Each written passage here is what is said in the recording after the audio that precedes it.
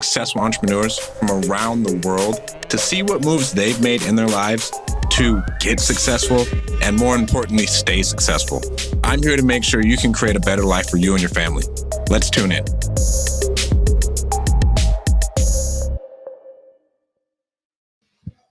Welcome to the Winning Move Podcast. I'm your host, Stratton Brown. Thank you guys so much for tuning in.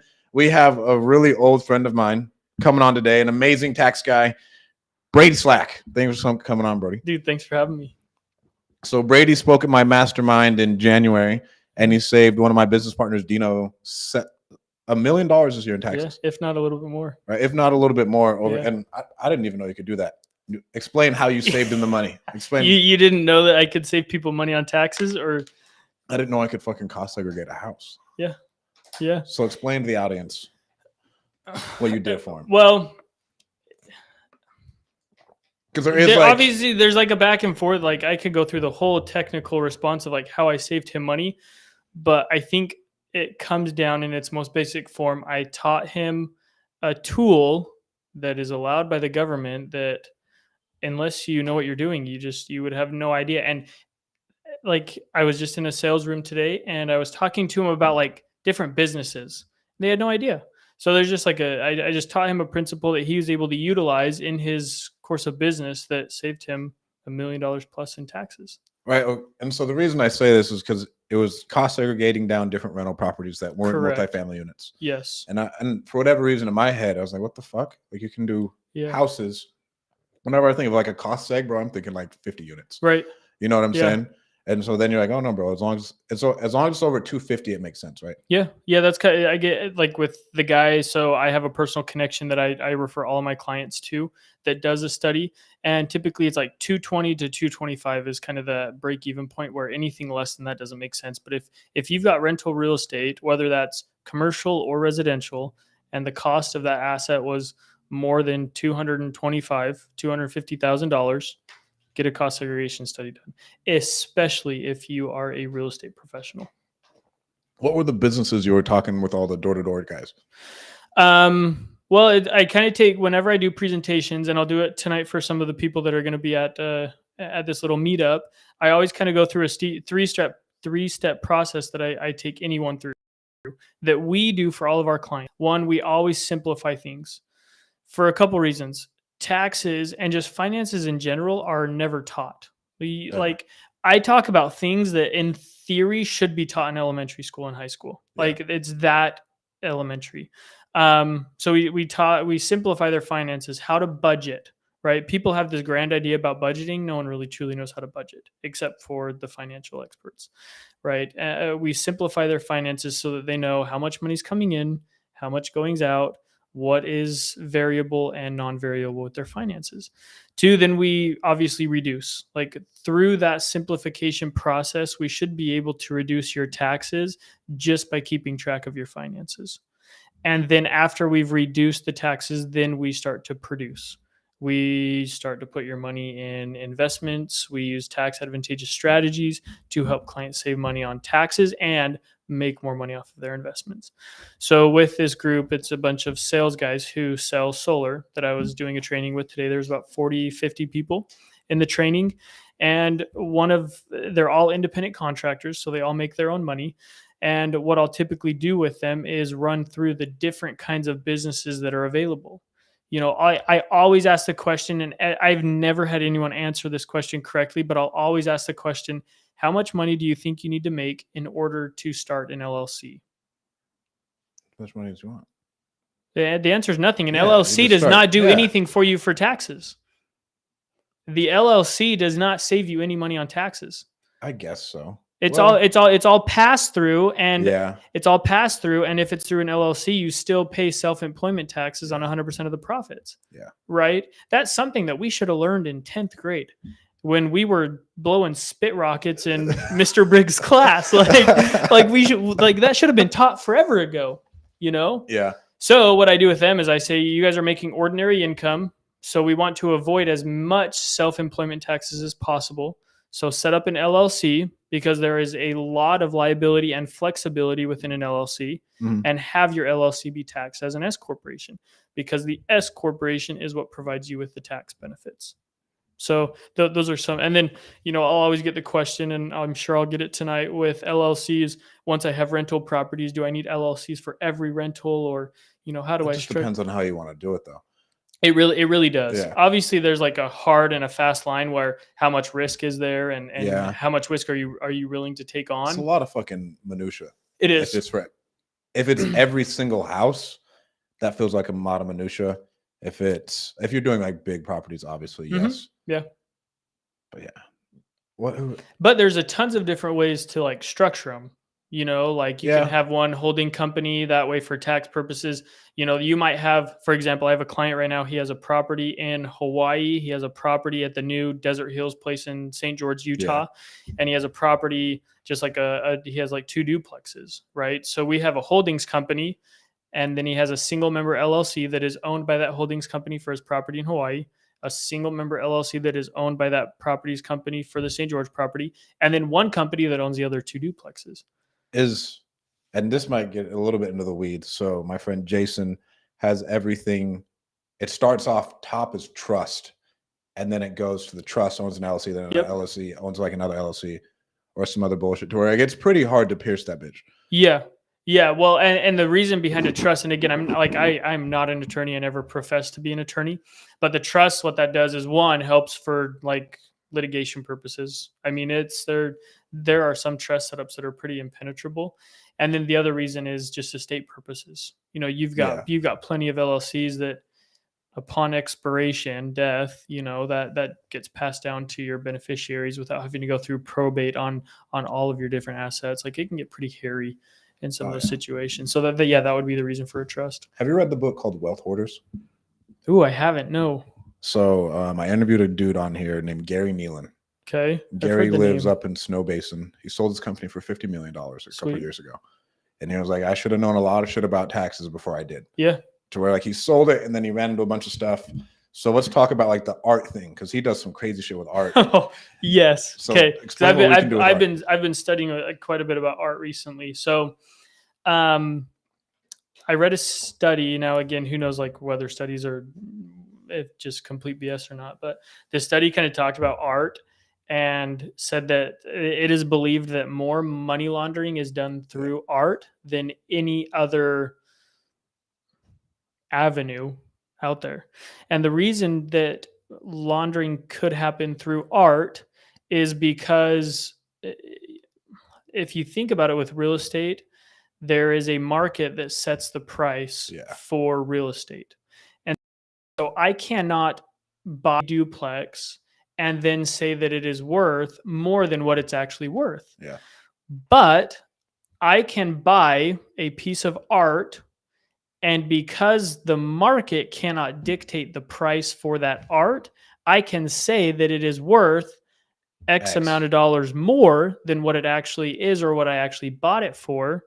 And there's a ton of different tax strategies that you can use currently, as long as you get appraisals. Like, there has to be some legitimacy to it, but there are lots of people who will buy art, have it valued. In some cases, it probably is overvalued, and then donate it and receive the full donation. And get the full tax benefit. Get the full tax benefit. You have to donate it to a church or a nonprofit, right? It just an organized, nonprofit organization, a registered nonprofit organization.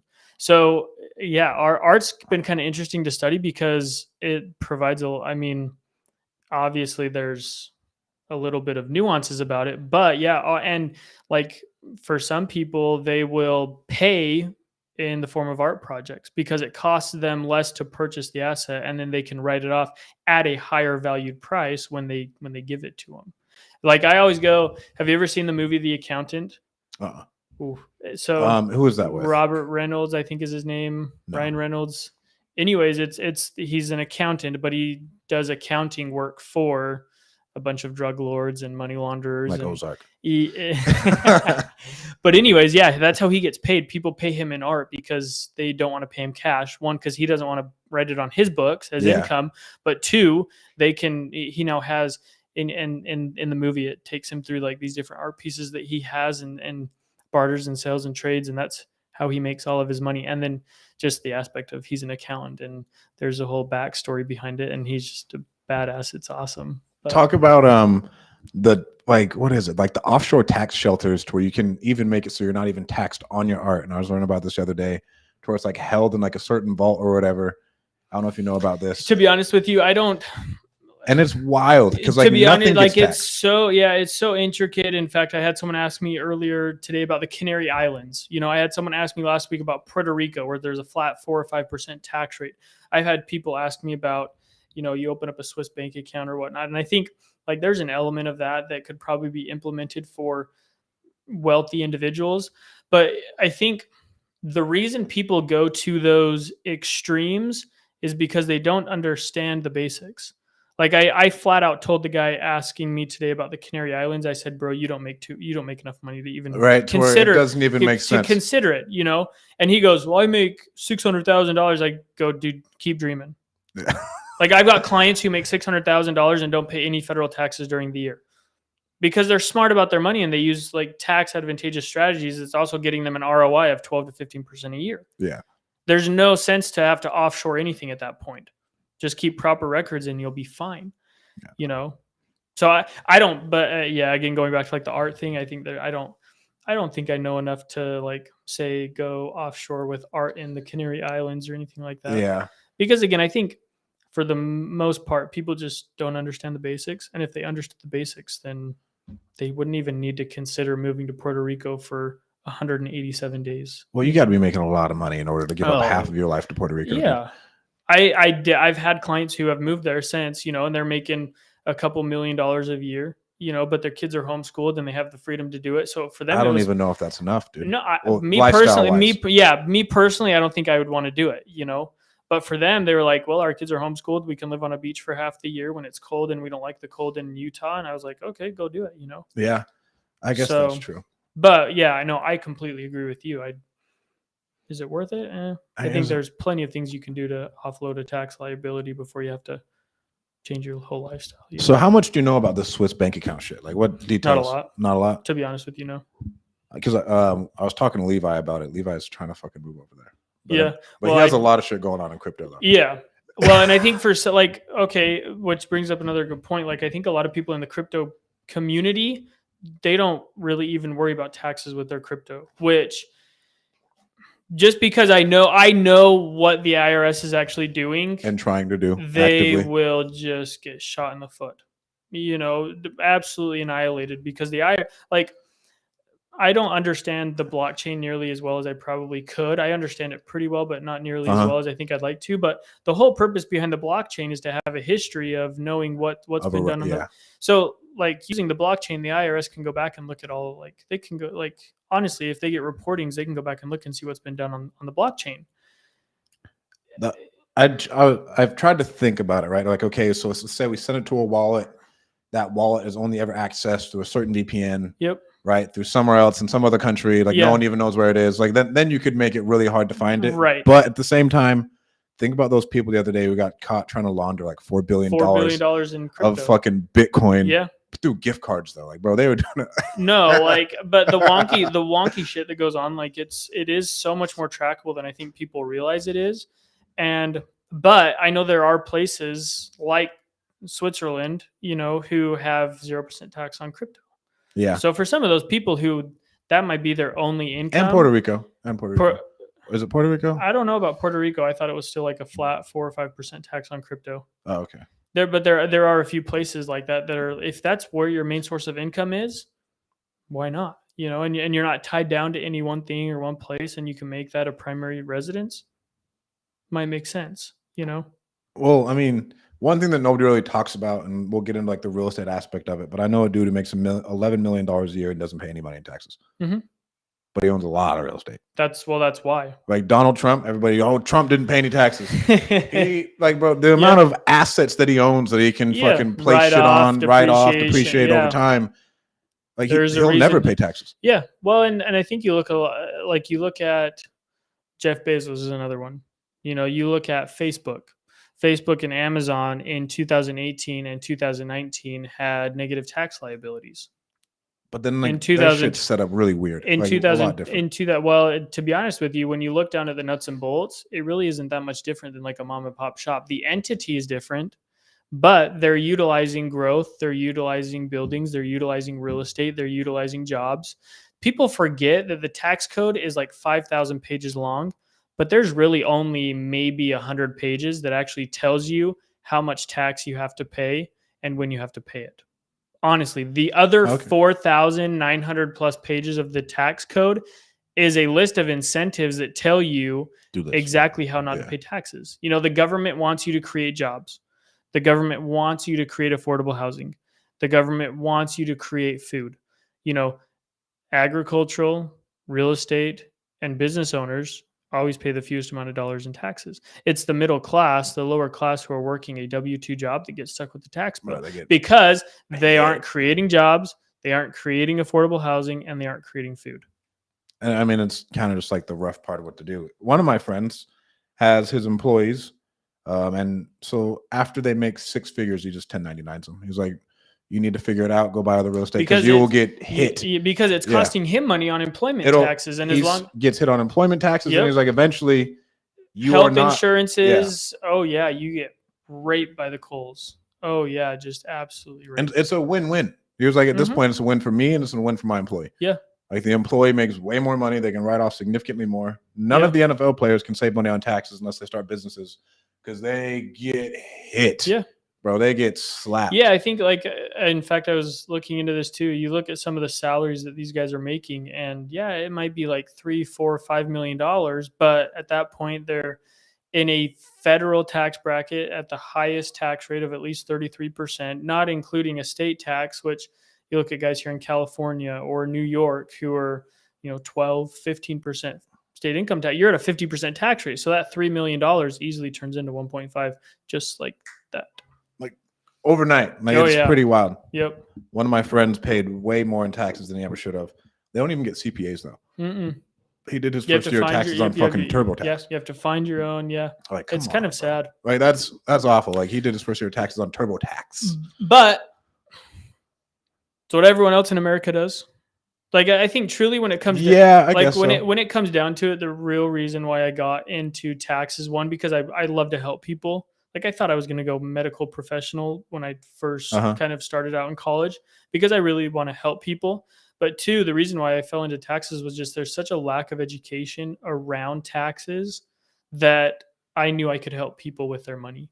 I knew I could help people understand taxes to a degree that is going to help them better their lives. That's when it came down to the nuts and bolts. That's really why I got into what I'm doing. So talk to me about the heavy car rule. Is it going away after this year? Like if I buy a jet, I can't write it off next year? There are rollbacks with bonus depreciation that are set to happen after 2022, leading up to the expiration of the current tax law at the end of 2025. So it's not that you couldn't write it off. You just might not be able to write off to the extent that you have been able to over the past couple of years because of bonus depreciation. Depreciation has been around in our tax law for years and years and years, and it's something that will stick around for years and years and years to come because they want you to invest, they want you to pump money back into the economy, and they want to give you a benefit for doing it. It just might not be an accelerated depreciation that you might be able to take. Right. And really the only thing a weight does for your vehicle is increase the amount that you're able to depreciate in 1 year. What's the weight limit to where we can fully depreciate the asset in the first year? 6,000. 6,000. Yeah. So like that's why everybody has the Tesla, the G-Wagon, the G-Wagon. Yep. Yeah, exactly. And is it true that counts for boats too? Like if it is for business use? If you're using it for business use. So if I'm like, hey, I'm taking out my clients every week on my boat. 100%. 100%. Just like hey, wipe out some shit. The business buys it. Yeah. Wow. I mean, that explains the yachts too, though. Because like you can't. So when people get audited, this is a really good question.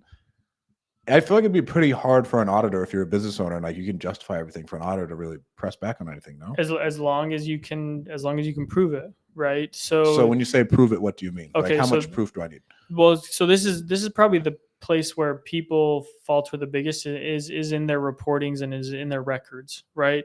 Like for example, I was with this group today and I said, if you're an S corporation, you have to, like there is no ifs, ands, or buts about it. You have to have a payroll. You have to be paying yourself a wage, right? Okay. You have to have a profit and loss sheet and a balance sheet.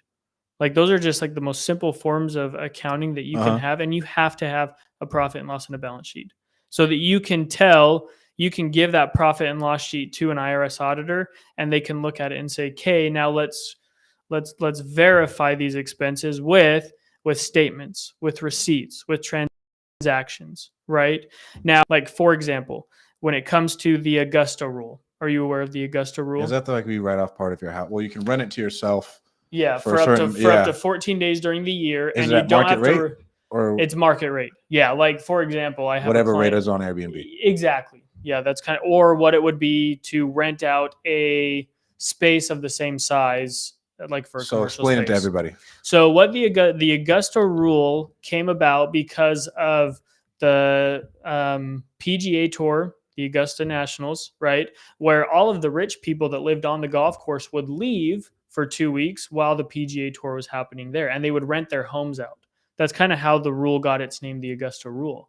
So what they've done is, if you are a business owner, you can rent out your home to yourself, your business. You can rent it out to your business for up to 14 days during the year, and you don't have to report that income as a taxable source of income. So, like, I have a client who rents out his home to his business once a month for team meetings and trainings, right? For a market rate, and doesn't have to include that as income on his personal taxes, but he can include it as a business deduction on his business taxes, right? But for something like that, for the yacht or whatever that might be, for investors or individuals that own businesses, is okay. For this Augusta Rule, I have to have him keep track of how many hours they're doing team meetings, who was all in attendance, who was speaking to them, what they talked about. They have to have some sort of agenda that dispels what they would be doing. Minutes. Minutes that they would have been having otherwise. Same kind of thing with maybe like a boat or a yacht. As long as I have some sort of history or report that tells me I took Sam and Billy to X place, and we wrote up this deal, or we wrote up that deal. Raise money for X deal. Absolutely, yeah. When it comes down to it, as long as your expense or your activity has a business purpose, it is ordinary or reasonable. Like, I look at myself as an accountant. Would an accountant rent out a yacht to have those team meetings? No, they wouldn't. So would the IRS probably not allow that? Yeah, they might not allow it. Mhm. Right? I can try, but they might not allow it. Is it ordinary? Is it reasonable? And does it have a business purpose? Is ordinary is reasonable and have business purpose. Yep. Okay, but then I feel like we can go into ordinary. Like, some people's life that is ordinary is a lot different than other Correct. people's ordinary life. And I think the IRS takes that into consideration. Just being honest with you, for the most part, a lot of the auditors that I've worked with they're really good people. They're really good. Uh-huh. There've been a couple bad apples, but there are everywhere. So as long as, again, ordinary, reasonable, necessary, does have a business purpose, those kind of 3 or 4 things, then yeah, you're good to go. Then you're good to go. Yeah. What else can people do to, like, save money on taxes, like stuff like the Augusta Rule? Well, so I was actually reading a book yesterday, and it defined, like, I've never heard it better. The book's called Tax Free Wealth by Tom Wheelwright. He's Robert Kiyosaki's accountant. Yeah. Okay, phenomenal guy. I'm actually speaking on stage with him in April. I'm stoked about it. Congrats, bro. But he kind of broke it down into taxes are always paid on net income. Like, no matter if you're in real estate, if you're a W-2, if you're a business owner, they're always paid on net income. Your W-2 just might be your gross income because you have no other deduction. Yeah. So in that order, the best deductions always start out with business deductions. The second best are real estate deductions.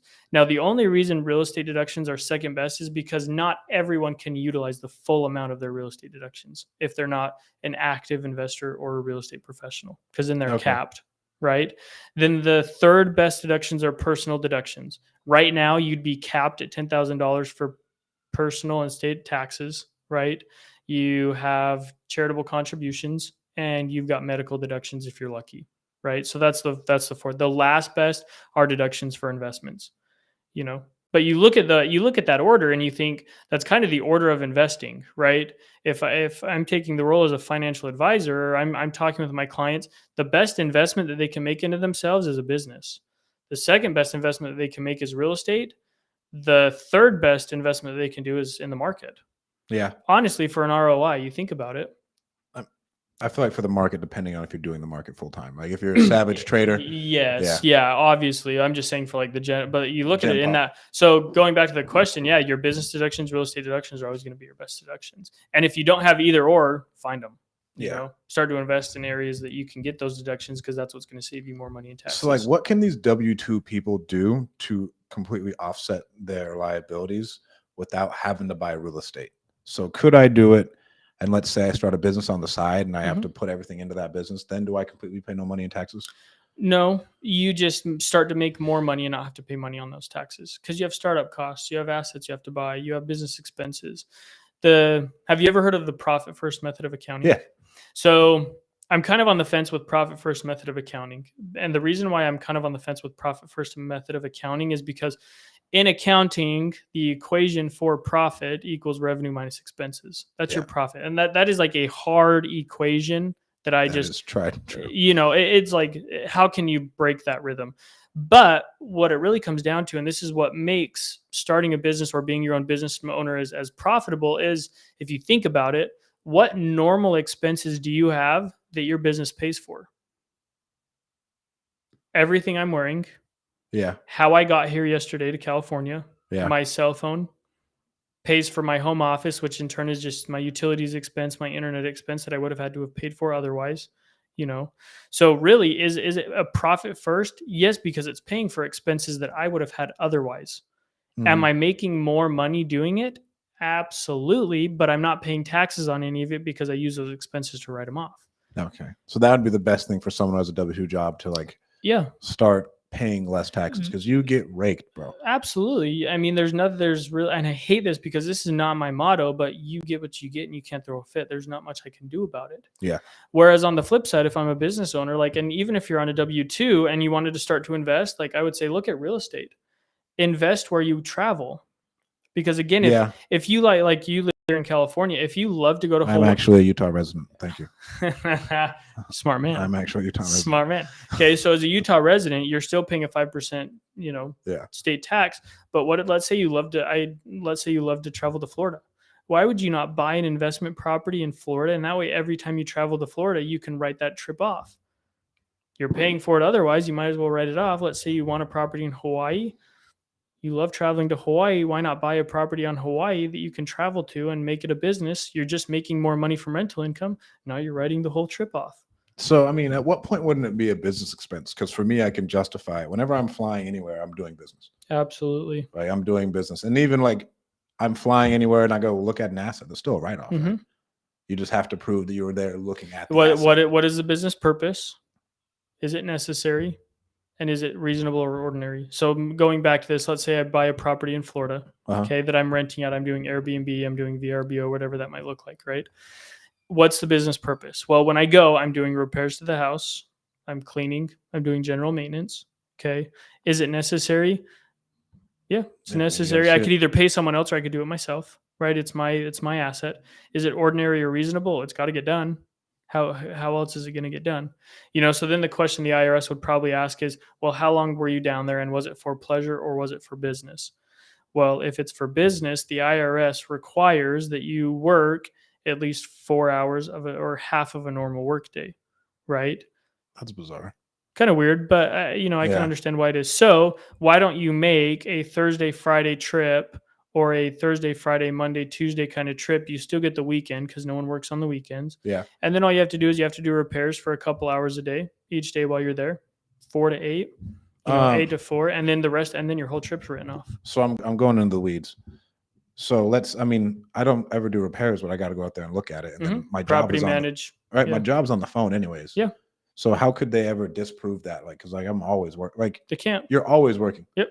100%. You could like, I go to dinner with my wife and I get a text about, hey, when can I get in for taxes? Right. Yeah. 100%. Okay.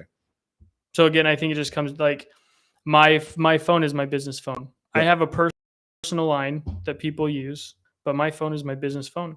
When we're at dinner, there's either someone texting me to get into an appointment or my wife's a cosmetologist and someone's trying to contact her to get their hair done or their eyelashes done. I can't believe how much people pay for eyelashes, but I love it. They come once every 2 weeks and pay. And get the fill? Yeah. Oh, yeah. They get their fill in? I've gotten like 2 lashes done. It just drove me nuts. Really? Yeah. My wife's like, hey, let's just try it. And I was like, yeah. Did you look good? You look pretty? You do? No. Worse than my bald head. Bro, when did you go bald? Like 3 when the weeks fuck ago, I was just like, what happened? the heck? What happened, dude? You always had a full It was head of hair. it was time to cut my hair. Like, it was time to cut my hair anyways. And I cut my own hair. Always have. And I woke up in the morning and I was like, time to cut my hair.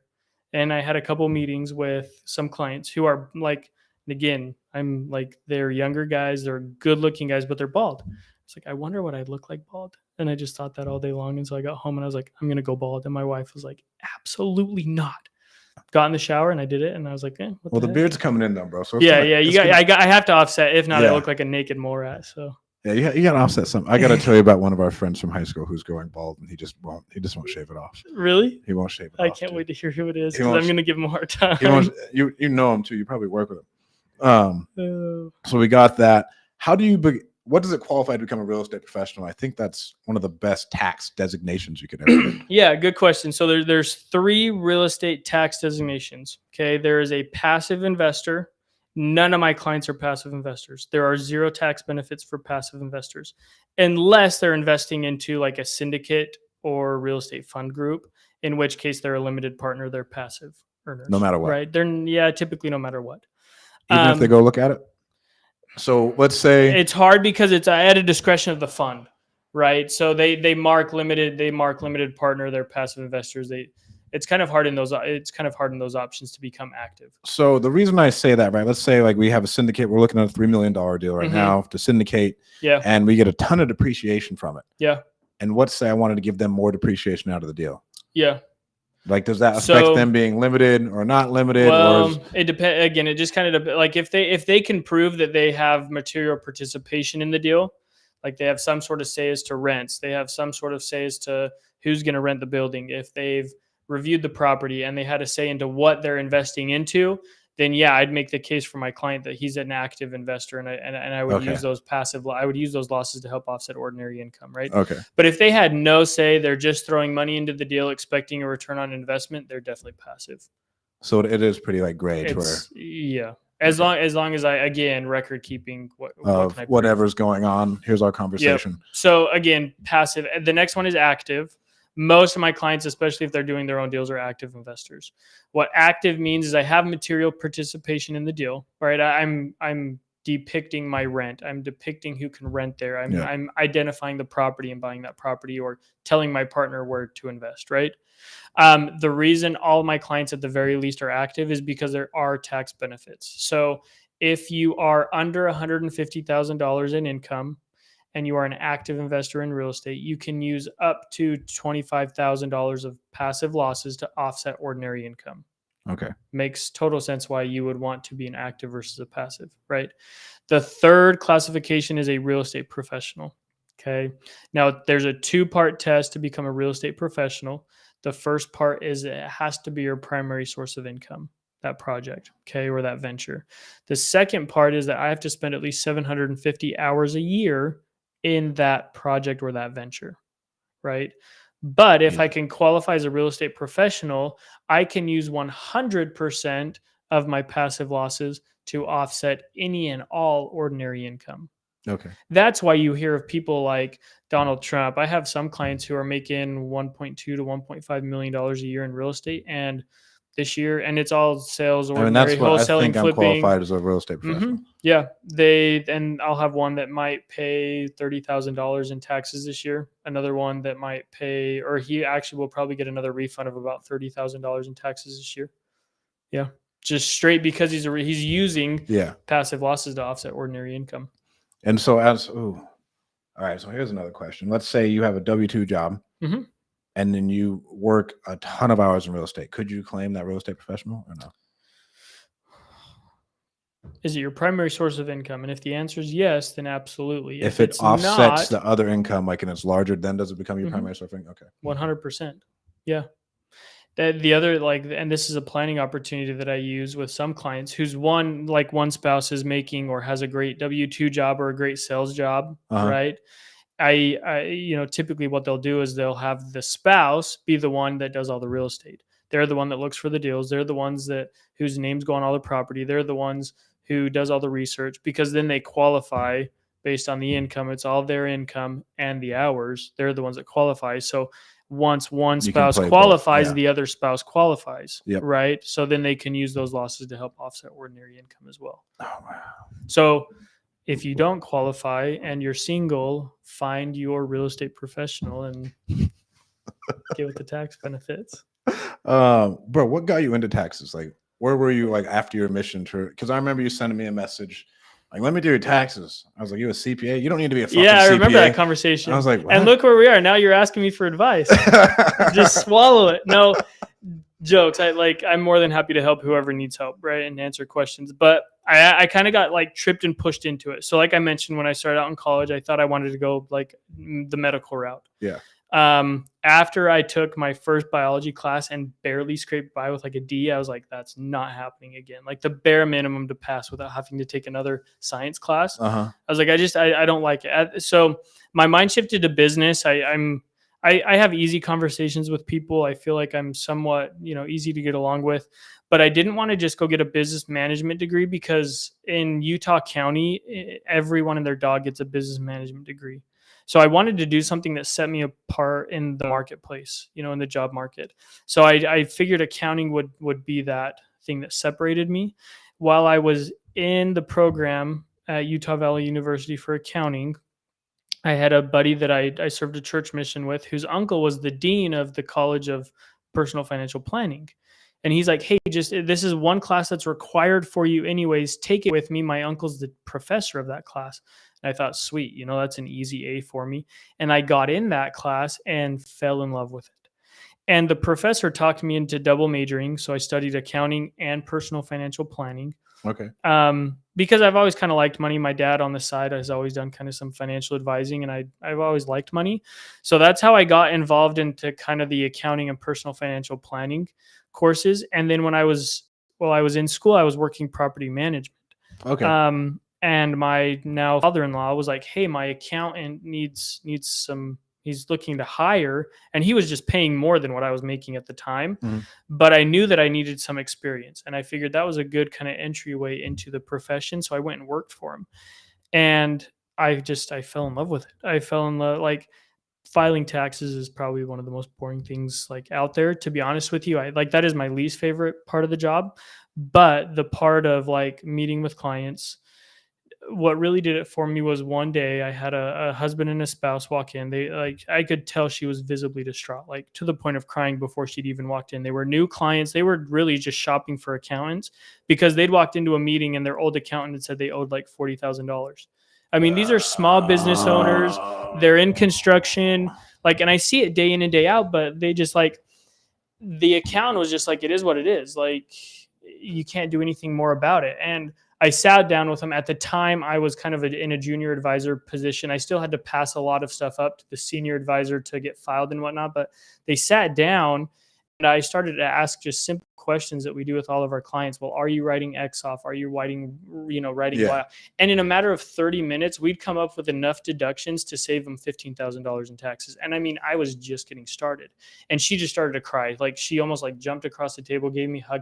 And in that moment, I was like, I want to do that for the rest of my life.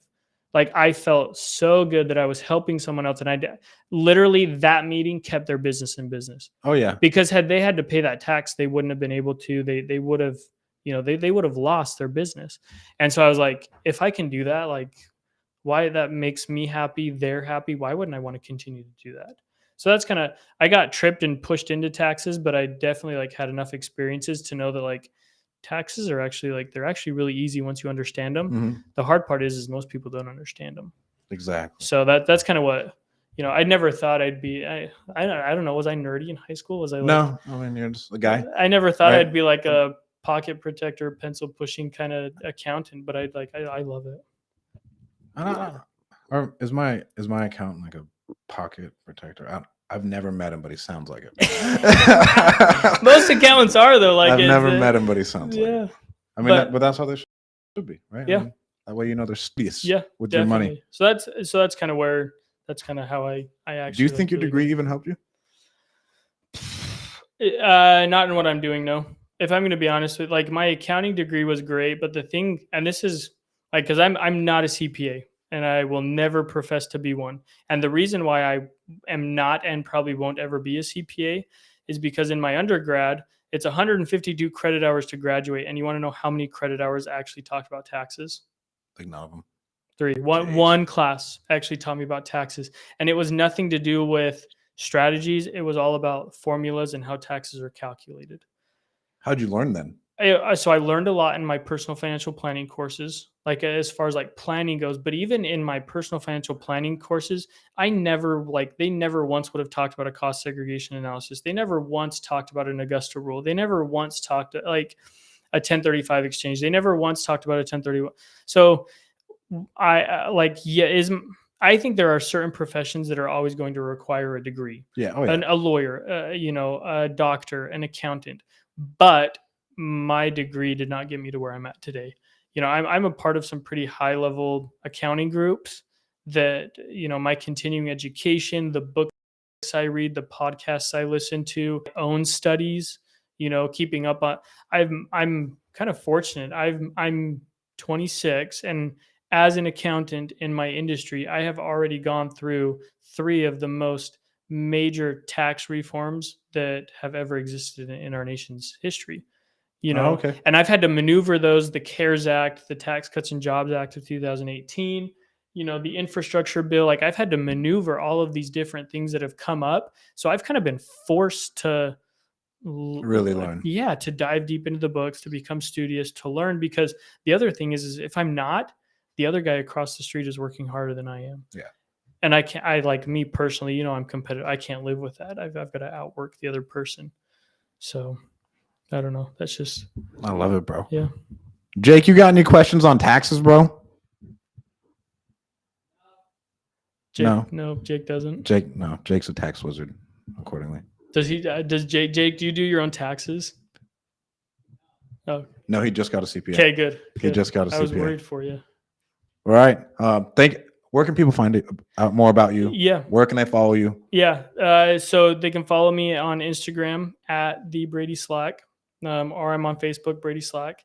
You can also email us. So my business's name is High Country Finance. You can email us at info@highcountryfinance.com, and we can get an appointment scheduled, free consultation, and kind of see where you're at and where you want to be and what we can do to help. Hell yeah. So thank you guys so much for tuning in. Yeah. Make sure to reach out to Brady. I've known Brady since we were 14? Yeah. Since we were 14. We played football Younger and together. dumber. Younger and dumber. Thank you guys so much for tuning in.